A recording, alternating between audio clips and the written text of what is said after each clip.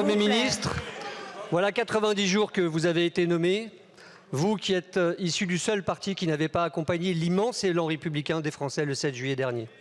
Pire, du premier au dernier jour, vous avez tourné le dos à l'espoir naissant en faisant les yeux doux à l'extrême droite.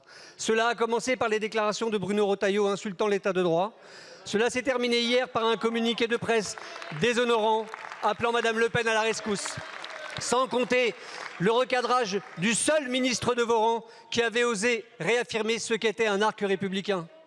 Certes, la situation post-électorale n'était pas simple, puisque notre Assemblée est sans majorité franche. Il y avait pourtant une occasion rare d'accorder au Parlement le respect qui lui est dû dans toute démocratie moderne. Et nous avons pris notre part. Dans les débats budgétaires, des compromis entre des groupes ont été possibles pour aller chercher des recettes sur ce qui manque à notre action publique. La pérennisation de la surtaxe sur les hauts revenus n'en est qu'un exemple. Et Guillaume Garot a rappelé tout à l'heure les propositions que nous faisons contre les déserts médicaux. Vous avez choisi le passage en force. Votre nomination avait été justifiée au nom de la stabilité institutionnelle du pays.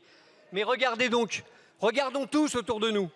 Pas un secteur de la société, si ce n'est les ultra-riches, n'est réellement apaisé, dans les campagnes comme dans les villes, dans les usines comme dans nos services publics. Voyez le désarroi qui monte. Regardez même autour de nous, au-delà de nos frontières.